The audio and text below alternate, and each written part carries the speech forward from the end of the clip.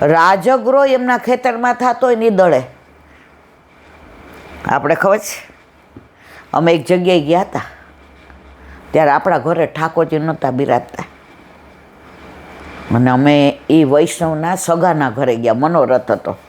એટલે અમારી પાસે વાન હતી, એટલે એ કહે કે અમારી ગાડીમાં બહુ તો બીજા 4 આવે અને તમારી ગાડીમાં હાકડ મુકડ 8 આવે. અને રવિવાર હતો એટલે અમને અનુકૂળ હતું, હું જોબ કરું એટલે મારે, તો અમે એના ઘરે ગામડે ગયા હતા.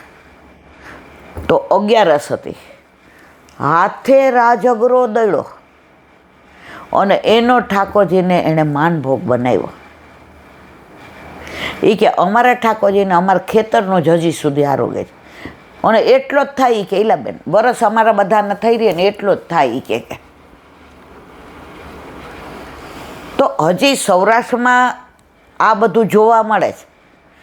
આપણે તો અત્યારે વસ્ત્ર તૈયાર ને પવિત્ર તો કેટલું સરસ બનાવતા હતા, સમજણ પાડી. પવિત્ર બની ગયું ને તો પહેલાં અમને તો એવું કે આપણે સીધું કેસરના પાણીમાં બોળી દઈએ, એવું નહીં કરવાનું. એ જે પવિત્ર બનાવ્યું એ બનાવતા આપણે શુદ્ધ હોઈએ, પણ છોકરાઓ આવતા જતા હોય, કોક અડી ગયું હોય, કદાચ કોકનો હાથ અડી ગયો હોય તો પહેલાં ગરમ પાણીમાં બોળીને પછી કેસરના પાણીમાં જળમાં કરે. એટલે પ્રભુના તત્સુખનો વિચાર આવા બધા ભગવદીઓ પાસે, ભલે આપણે એટલું બધું કરી નથી શકતા, પણ એટલી સમજણ પડી કે પવિત્રો પહેલાં ગરમ પાણીમાં સહેજ ખાસું કરી નખાય અને પછી કેસરના જળમાં બોળી દેવાય. તો જો ભગવદીઓના સંગમાં રહીએ તો આ શીખીએ, અને દુસંગમાં રહીએ એ તો ચાલે.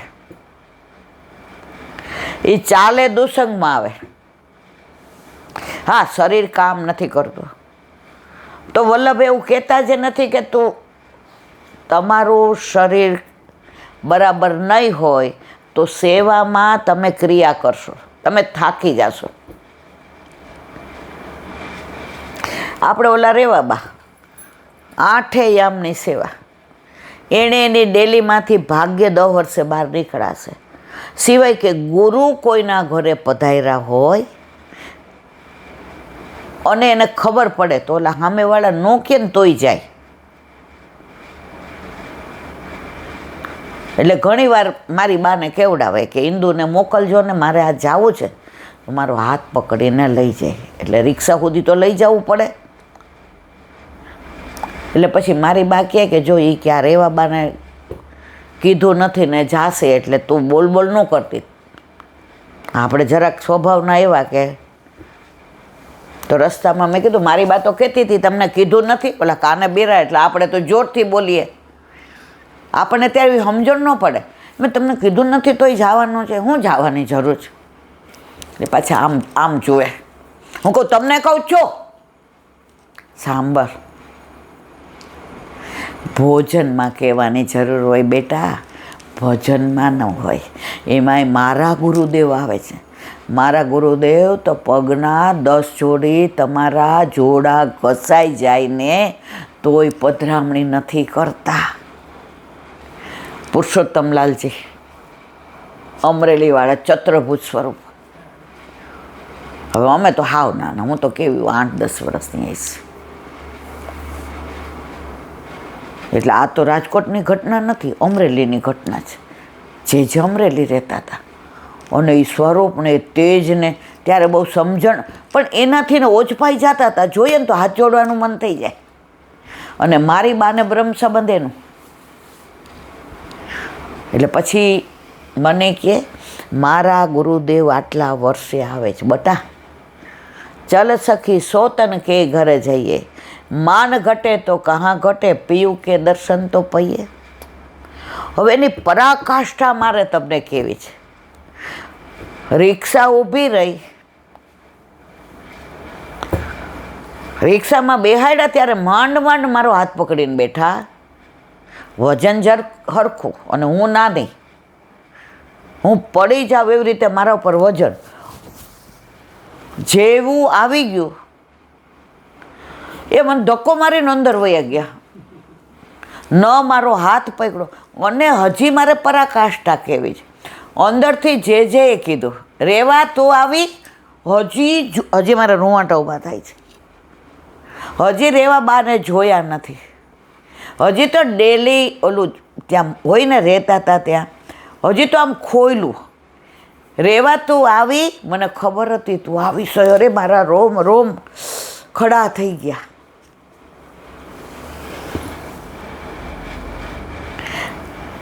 આ આમની ગુરુ ભાવના, અને આ ગુરુની આપણા તરફની શિષ્ય ભાવના નહીં, પોતાપણાની ભાવના. ત્યારે અંદરથી કીધું બેસજે, જાતી નહીં. અંદર સંધ્યાવદન કરતા હતા એટલે કોઈને આવવા ન દે. તો અમે બહાર બેઠા. એટલે ત્યાં એક ઓલું ફાળ્યું આપણે માં તો પહેરે ને, ચોયણીને ફાળ્યું ખેડું બેઠા હતા 2-3 જણા. એટલે એને ત્યાં બધું આ શાકભાજીની થાય ને, એટલે પહેલાં એ ગુરુ ઘરે પધરાવે. એટલે ગુરુના ઠાકોરજી આરોગે, ગુરુ આરોગે, અને પછી આ લોકો પોતાના ઠાકોરજીને ધરાવે.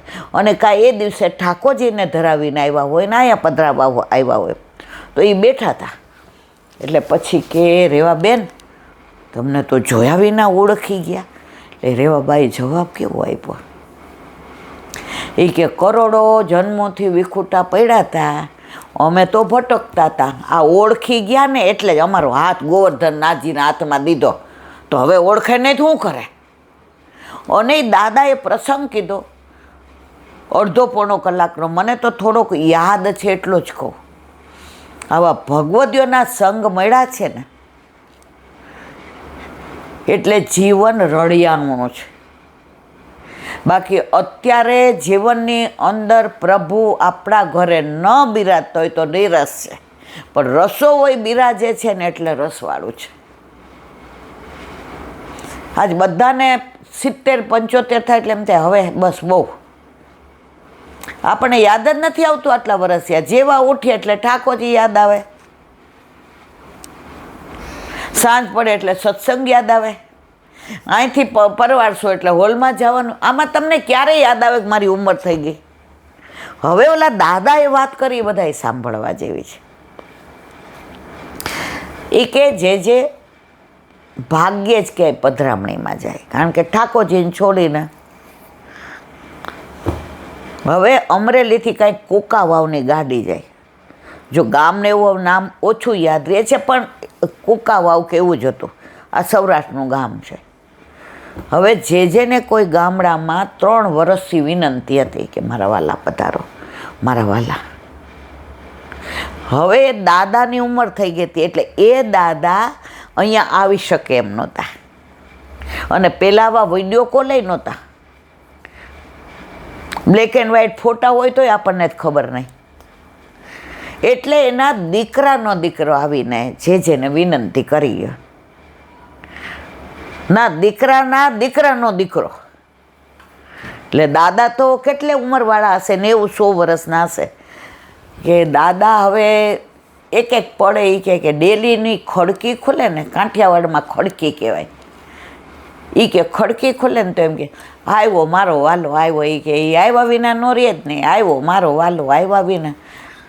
એ કે ફઈ આવે ને તો એમ કે આવ્યો મારો વાલો આવ્યા વિના. અને એ કે આંખ ન ખોલે. અમે કંઈ બાપા આંખો ખોલો જુઓ કોણ આવ્યું. એ તો મારો વાલો આવશે ને આંખ ખોલશે. સતત આપનું સ્મરણ કરે છે. તબિયત એકદમ સરસ છે, કોઈ તકલીફ નથી. હજી અમને આકા ઉતાની વાતો કરે છે. સૌરાષ્ટ્રમાં આકા ઉતાનું પુસ્તક છે, આપણે એકવાર અહીંયા વાંચશું, આપણે ઉપર પડ્યું છે. તો હજી કે અમને આકા ઉતાની વાતો કરે છે.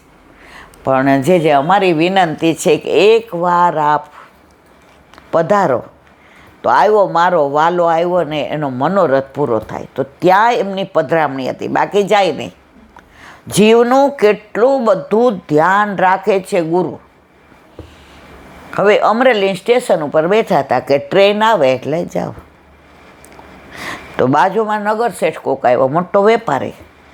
હવે એ જેના સેવક, એટલે બાજુમાં તો બેઠે, અત્યારે તો બેસે એનું કાંઈ કહેવાય નહીં, પણ પહેલાં તો એવું હતું, તો નીચે ચરણમાં બેસી ગયા. ક્યાં?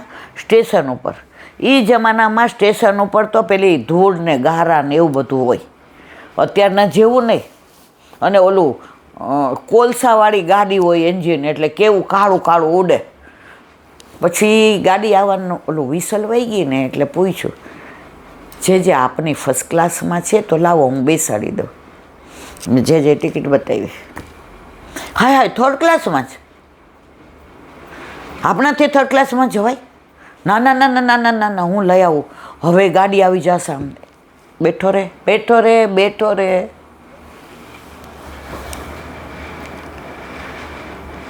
આપ થર્ડ ક્લાસમાં જાશો. જે અને જે જવાબ આપ્યો એ આપણે બધાએ સાંભળવા છે. વીરુભાઈ, આ માનો કે 1 આનાની ટિકિટ હોય ને, ત્યારે 1 આના, 2 આના, 4 આના, 8 આના હતા. પાવલી ને ઢબુડી ને કાણાવાળો પૈસો ને. વીરુભાઈ, મારા ખેડૂતો જ્યારે આવે છે ને ચરણ સ્પર્શ કરવા મનોરથમાં, કે બ્રહ્મ સંબંધ લેવા, કે ઠાકોરજી પુષ્ટ કરાવવા, ત્યારે ભેટ ધરે છે ને, એ કેટલી બધી પોતે તકલીફ લઈને ખેડૂ હોય કે ધંધો કરતા હોય, અને કાં ઘોડા ગાડીમાં આવે, એ જમાનામાં ઘોડા ગાડી, કાં ગાડું લઈને આવે, અને ઘણા સાયકલ લઈને આવે, અને ઘણા હાલીને આવે, અને એ એક આનો ભેટ ધરે ને, એ અમારા મન શું કિંમત ખબર છે? કરોડો રૂપિયા. એ એમની એવા શ્રમવાળી ભેટ અમે ફર્સ્ટ ક્લાસમાં વાપરી નાખીએ. મારો વલ્લભ તો ઉઘાડા ચરણે પરિક્રમા કરતો, કાંટામાં ને કાંકરામાં ને ઝાંખરામાં. વલ્લભે રથ લીધો જ, વલ્લભે ઘોડો લીધો જ. હું તો આમાં જ જઈશ. ઓલા એ ફર્સ્ટ ક્લાસના બદલે બેઠા કોની સાથે? થર્ડ ક્લાસમાં. તો એ દાદાએ જ્યાં વાત કરી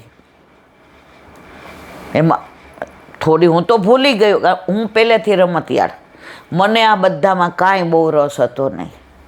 આ કેવી રીતે વલ્લભે મને આમ વરસી પડ્યા છે, એ એની અનહદ કૃપાનું ફળ છે. ત્યાં જે બૂમ પાડી, આવ રેવા આવ. દાદા કે રેવા બેન, જે એમ કહે છે આવ રેવા આવ. અમે ખવાસને પૂછીએ કે હવે જવાય અંદર? અને તમને જેવું સંધ્યાવદનનું પૂરું થયું એટલે બૂમ પાડે રેવા આવ. ચરણ સ્પર્શ કર્યા,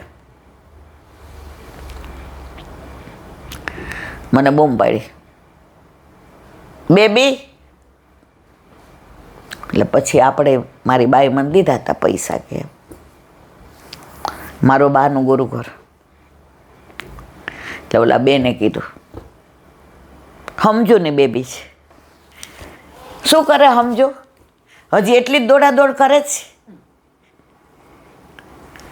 સમજો તો મારી નામ જ સમજુ, અમે સમજીને પાડ્યું છે. મેં કીધું એક એક જણને ઓળખતા.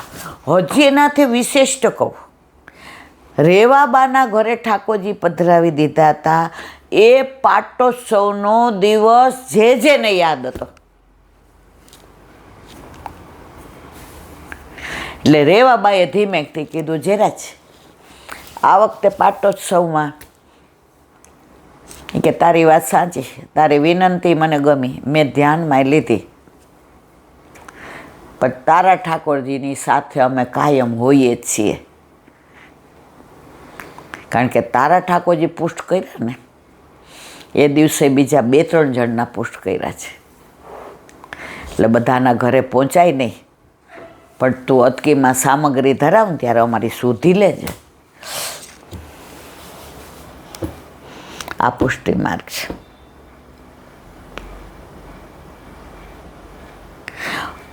અહીંયા જે અનુભૂતિ છે, જે સાનુભાવ છે,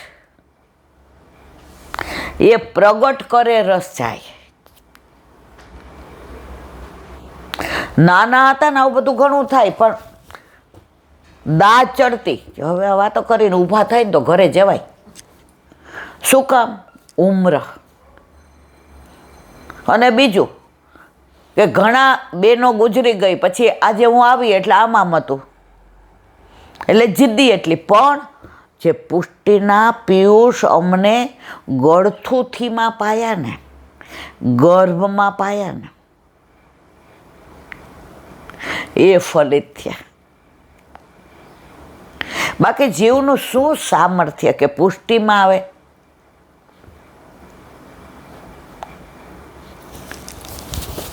એક જણે પ્રસંગ કીધો હતો,